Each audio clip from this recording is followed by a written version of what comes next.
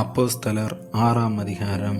அந்நாட்களிலே சீசர்கள் பெருகின போது கிரேக்கரானவர்கள் தங்கள் விதவைகள் அன்றாட விசாரணையில் திட்டமாய் விசாரிக்கப்படவில்லை என்று எபிரேயருக்கு விரோதமாய் முறுமுறுத்தார்கள்.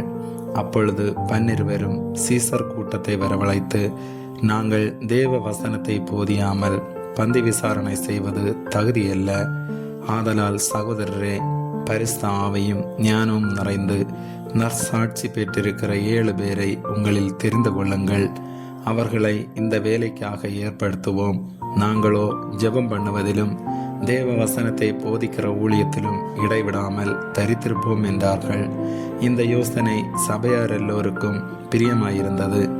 அப்பொழுது விசுவாசமும் பரிசுத்த ஆவியும் நிறைந்தவனாகிய ஸ்தேவானையும் பிலிப்பையும் பிரகோரையும் நிக்கானோரையும் தீமோனையும் பர்மனாவையும் யூத மார்க்கத்தமைந்தவனான அந்தியோகியா பட்டணத்தானாகிய நிக்கோலாவையும் தெரிந்து கொண்டு அவர்களை அப்போஸ்தலருக்கு முன்பாக நிறுத்தினார்கள்.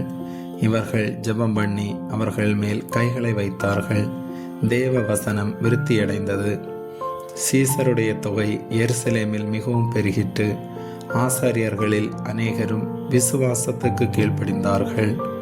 ஸ்தேவான் விசுவாசத்தினாலும் வல்லமையினாலும் நிறைந்தவனாய் ஜனங்களுக்குள்ளே பெரிய அற்புதங்களையும் அடையாளங்களையும் செய்தான். அப்பொழுது லீபர்த்தீனர் எனப்பட்டவர்களின் ஆலயத்தை சேர்ந்தவர்களிலும் சிரேனே பட்டணத்தாரிலும் அலெக்சாந்திரியா பட்டணத்தாரிலும் சிலிசியா நாட்டாரிலும் ஆசியா தேசத்தாரிலும் சிலர் எழும்பி ஸ்தேவானுடனே தர்க்கம் பண்ணினார்கள். அவன் பேசின ஞானத்தையும் ஆவியையும் எதிர்த்து நிற்க அவர்களால் கூடாமற் போயிற்று.